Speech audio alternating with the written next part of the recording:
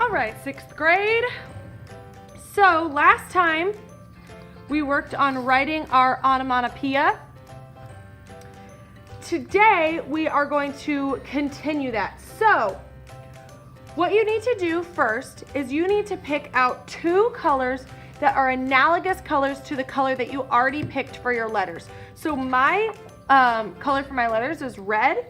If I look at my color wheel, analogous colors are colors that are next to each other on the color wheel. So if my color is red, my analogous colors that are next to red are orange and purple. So I would need to get orange and purple for my second papers. Or another set of analogous colors that are using the color red is violet and blue. Since these are still next to each other on the color wheel, red could be with violet and blue. Or you could go the other direction and do red, orange, and yellow. So that is your choices. If you have picked red as your color, you could do either orange or yellow with red, violet or blue with red, or you could do one on each side, orange and purple. It's up to you. For me, I've decided to do red, purple, and blue for my analogous colors. So what I'm going to do today is I am going to work on making those sound shapes. The shapes that go behind the word in pop art to kind of bring the word to life. There's kind of these crazy fun shapes that are in the background that are bringing this word to life. So I think I'm gonna do my blue shape is the shape that's gonna be right behind the word zap. So it's gonna be my smaller of my 2 shapes. So I'm gonna go ahead and draw that. I think I want it to be this kind of zigzaggy shape. I'm drawing that with a pencil lightly in case I need to erase. There it is.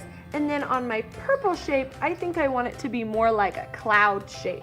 So since this is going to be my biggest shape, my shape that's in my background, the farthest back, I'm gonna make it as big on my paper as I possibly can. I'm gonna go all the way to the edge, all the way around. The only reason I'm cutting off paper is to make it that shape. I'm not really making it much smaller. So I know it's hard to see my pencil line, so I'm just gonna go ahead and cut it out so you can see it. So there's one. Now I'm gonna cut out this shape. Now remember, this shape needs to be smaller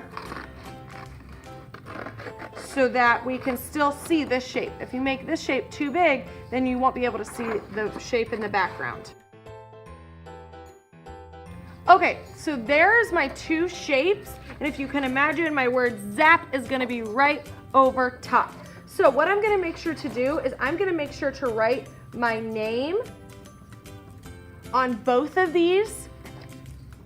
And I'm also gonna make sure to write it on the same side that I drew my pencil lines when I drew my shape, because we always want our pencil lines to be on the back when we glue something down. So I'm just gonna make sure to put my name on the same side that has my pencil lines. Then we are going to print make, since pop art has kind of that pixelated look where it's kind of a bunch of little dots. We're gonna kind of mimic that with some printmaking today. So you're gonna pick which one of your 2 shapes you want to do that printmaking on. I think I'm gonna do my purple shape. You can decide, it doesn't have to be their shape that's in the farthest background. It can be your smaller shape, it's just kind of up to you. So you're gonna come up to my table, you're gonna bring your shape that you want to printmake on. I have this large plastic sheet that we're gonna use to put our paint on. You don't need very much. Then what you're gonna do is I have this bubble wrap here.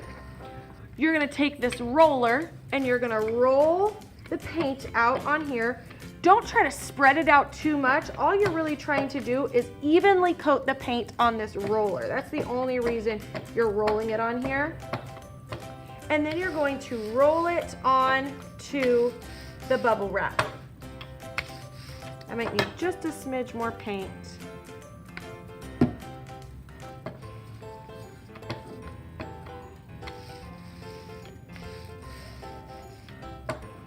If you have a pretty big shape, which you should, because if you're doing your biggest shape, it should be almost the size of your paper. If you have a pretty big shape, make sure you're getting pretty close to the edge when you're rolling out on this bubble wrap, because we want your dots to go all the way to the edge of your shape. So then I'm gonna take my paper, make sure your name is facing you, which means the blank side should be facing down, and I'm gonna put my shape right on top, just like that, and give it a little massage to make sure all of those dots get all along the edges.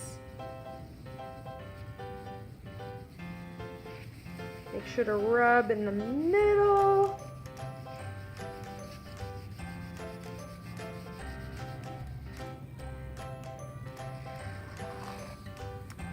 And there you go, there's that kind of pop art look of those dots. That is as much as we're going to probably get done today. When we start putting these together, you're going to cut out your letters. You're going to make sure to cut all the way around and leave those lines. It's really important that you're cutting on the outside of your black lines because we want those to stay there.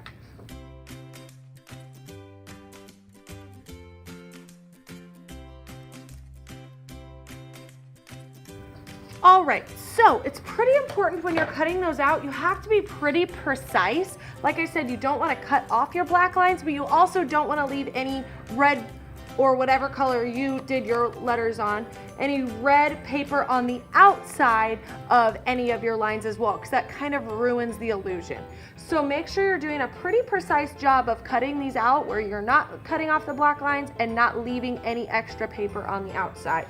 Then we're gonna start to put these together. You're gonna have a white paper that you will, of course, put your name on. You're gonna glue down your largest shape first.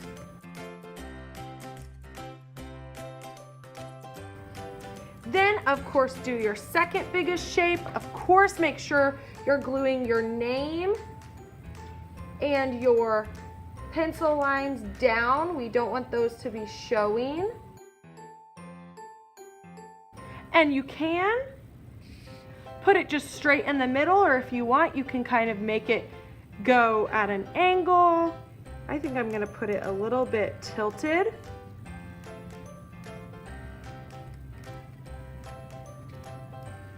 Because I think I'm gonna kind of make my word go a little bit at an angle. So now I can start to glue on my letters. Like I said, you can make them go just in a straight line across your paper, or you can kind of do what I'm doing where I'm gonna kind of make them go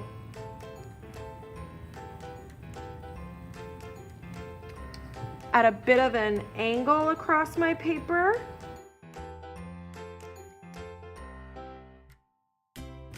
All right, I like to turn everything over and kind of give it a nice massage to make sure everything is stuck down really well. All right, there you go. There is my finished pop art onomatopoeia word.